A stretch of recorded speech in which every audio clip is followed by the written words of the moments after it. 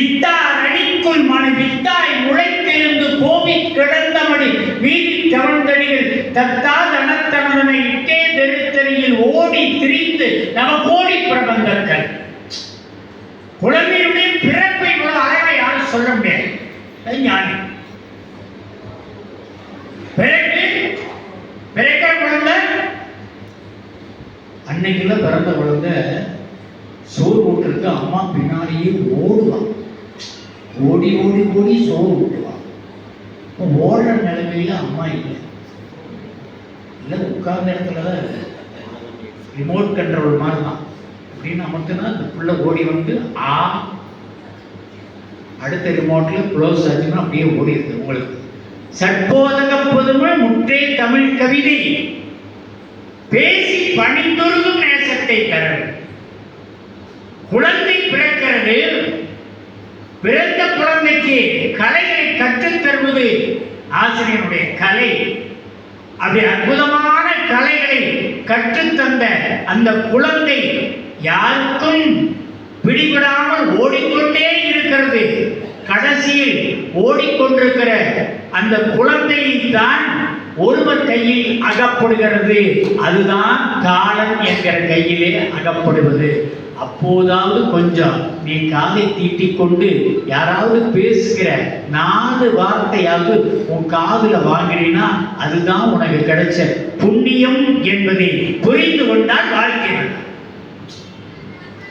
நான் ஒன்றை சொல்லி தொடங்குகிறேன். எப்பவுமே பெரும்பாலும் பார்த்தீங்கன்னா பிறக்கிற இடம் பெருமைக்குரியது. காஞ்சியில் பிறந்தால் முக்தி, காசியில் இறந்தால் முக்தி, திருவண்ணாமலை நினைக்க முக்தி. பிறப்பு ஒரு மண் முக்தி தருகிறது, இறப்பு ஒரு மண் முக்தி தருகிறது, நினைக்க ஒரு மண் முக்தி தருகிறது. நான் நினைத்து பார்த்தேன், பேச்சாளருக்கு முக்தி தருகிற இடம் எது என்று கேட்டேன். அந்த பேச்சாளருக்கு முக்தி தருகிற ஒரே இடம் பவானி திருமுறை கழகம்தான் என்பதை கண்டேன். எத்தனை அருளாளர்கள் பேசிய மேடை, நின்றும் இருந்தும் நடந்தும் கேட்ட கூட்டம். எத்தனை கூட்டம்!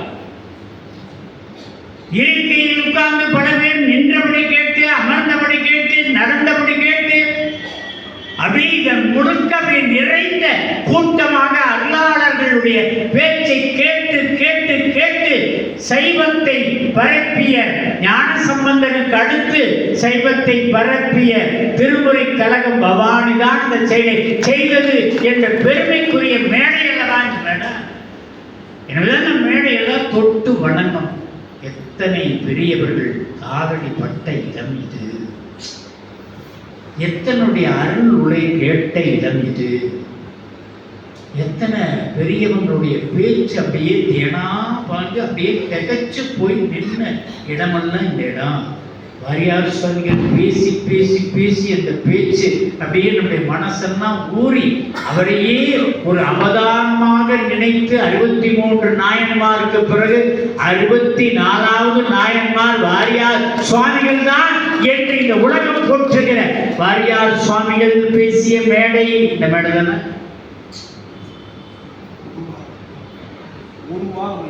ஒரு வாரம் அது இந்த வருஷ ஆரம்பத்திலேயே டைரியில நல்ல நோட் பண்ணி. எவ்வளவு பெரிய ஞானி அவர்! சாதாரண குழந்தைக்கும் புரியுது, பெரியவங்களுக்கும் புரியுது, இளைஞர்களுக்கும் புரியுது. இப்படி ஒரு பேச்சாளர் அமைவது என்பது இறைவனுடைய அவதாரம் தான் என்றால் எனக்கு தெரிந்தவரை நம்முடைய வாழ்ந்த காலத்தில் ஒரு அவதாரம் தான் வாரியார் சுவாமிகளுடைய அவதாரம் என்று நாம் நினைக்கிறோம்.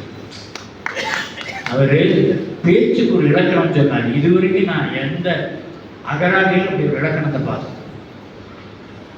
தொல்காப்பியமா, நன்னூலா, இல்லை இலக்கியத்தை புரட்டி, இல்லை திருக்குறளுக்காகவே தன் வாழ்க்கையை அர்ப்பணித்து அடுத்து வரும் தலைமுறையை உருவாக்குகிற கலையரசன் போன்றவர்களுக்காவது தெரியுமா பேச்சுக்கு அதாவது அர்த்தம் இருக்குமானா ஒரே ரொம்ப எளிமை சொல்றார். பேச்சுன்னா எப்படி இருக்கணும் தெரியுமா?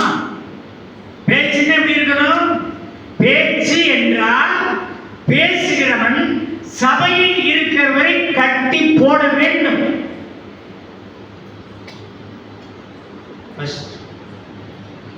பேச்சுன்னா சபையில் இருக்கிறவனை கட்டி போடணும், இல்லைன்னா பேசுறவனை கட்டி போட்டுருவான். அவன் கட்டி போட்ட நிலைமை நம்ம பேச்சு இருக்கணும் இல்லையா?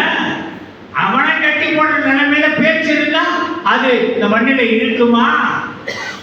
அப்படியெல்லாம் ஞான பொழிவுகள் நிகழ்ந்த இடம் என்ற இடம்.